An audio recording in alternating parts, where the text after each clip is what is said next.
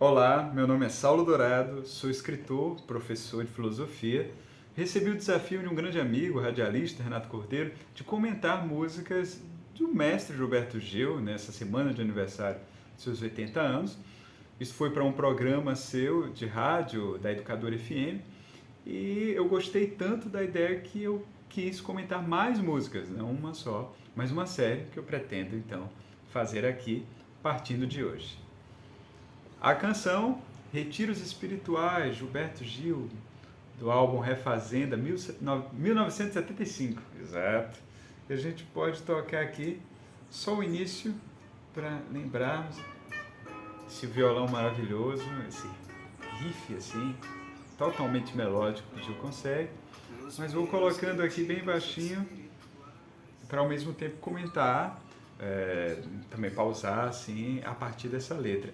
Bom, há uma grande brincadeira que o Gil consegue fazer aqui. Por quê? A expressão retiro espiritual é uma ideia de realmente retirada, de partida de um lugar que seria considerado cotidiano nosso para um espaço cerrado em volta de um rito, de algo sagrado. Então, a gente se retira, a gente me retiro deste mundo, tal como ele está, cheio de burburinhos, movimentação, futilidades, e vou para um lugar me concentrar no sagrado. E aí o que ele acontece? Ele já vai falar, na verdade, está assistindo televisão, vendo Barbarella, um programa assim muito famoso ali para os anos 60 e 70, uma série de TV. Vai falar de Luar Tão Cândido, na verdade uma canção de ser campeiro dos anos 50.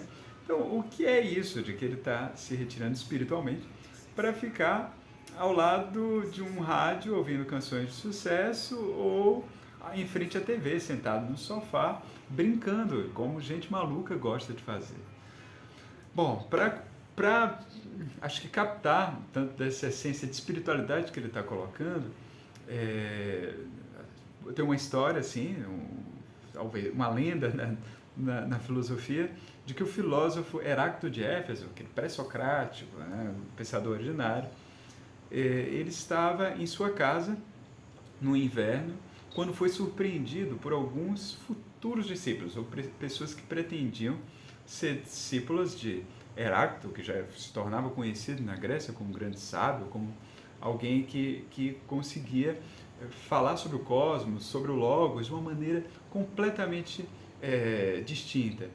E assim, quando aparecem esses futuros discípulos na janela e olham para Heráclito, ele está, na verdade, naquele casebre super simples, esquentando as mãos em frente a uma fogueira de cócoras. Então imagine, eles estão querendo encontrar o grande sábio e vem ali numa situação banal, naquele agasalho assim, meio de retalho, assim de cócoras mesmo, esfregando as mãos. E assim, Heráclito percebe a surpresa e talvez o desapontamento daquela imagem. E ele se vira para a janela e diz: entre, entre. Aqui também habitam os deuses. Aqui também habitam os deuses. Ou seja, não é uma coisa em si que está santificada, que está sagrada por si só. O que eu estou fazendo também com o divino e com o sagrado, justamente porque aqui também habita, aqui nessa lareira, aqui também neste casebre, aqui também todos esses pedaços desse espaço. O espaço não é sagrado apenas por ser compartilhado com o todo cósmico de uma criação divina.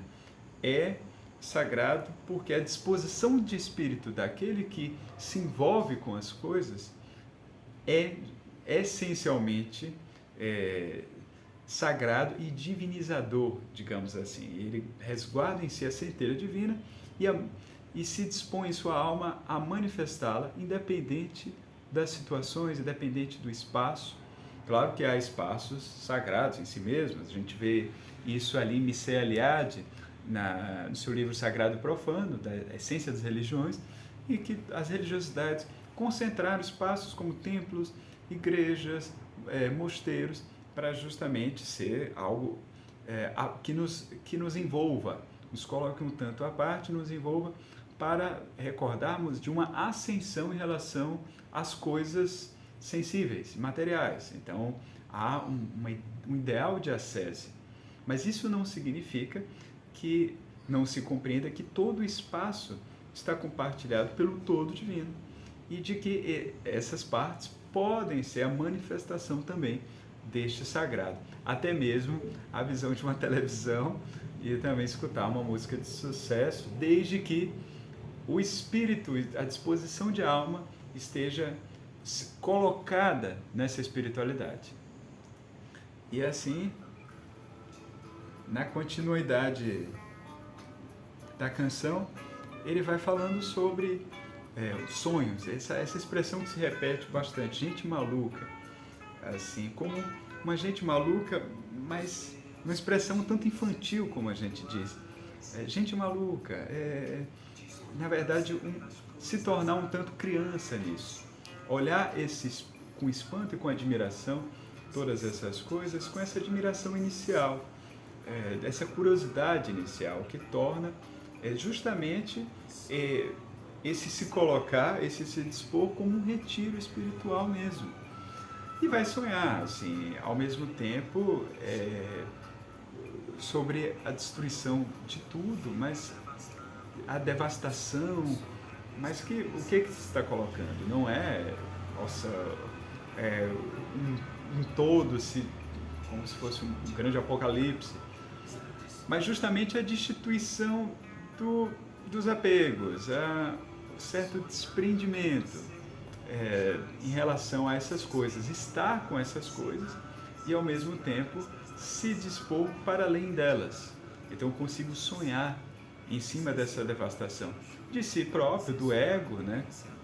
Como colocam algumas tradições também budistas, assim, esse desapego, sair do ego, essa devastação de todas as imagens e representações como algo que seja significante em si, para esse elo, essa ligação, essa conexão também que transcende todas essas coisas.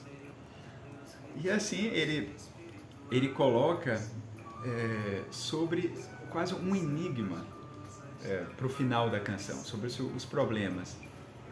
Problemas, resolver tê-los é ter. Ignorá-los é tê-los também. E ao mesmo tempo, ambos os lados estão sujeitos a isso. Então, o que se poderia dizer assim? O que é também esse quase paradoxo em que os problemas, assim, que se dá da condição humana, assim, existe um problema original, realmente. Ele coloca depois, esses problemas se resolvem nos sinais iniciais dessa canção. Não se resolvem, mas se dissolvem. Nós estamos nessas dualidades, estamos nessas dicotomias próprias do pensamento, desse modo mesmo de pensar isto ou aquilo, ser e não ser, e de alguma maneira isso é o problema por princípio, não um problema assim, é a condição humana. Que bom que também pensamos dessa maneira, logicamente, o raciocínio também se estabelece critérios, análises, sobre juízos sobre determinadas situações. Ao mesmo tempo, isso é a raiz em que nos colocamos num modo de se dispor, mais uma vez, né, de se propor a essa realidade, sempre de uma maneira muito separada, muito dividida, muito isto ou aquilo, muito fixadora das coisas em si, reificadora das coisas tais como são, como se elas por si mesmas fossem os problemas ou fossem também os objetos sagrados. Por si mesmas, as coisas, elas são as coisas, os seres, sendo junto conosco.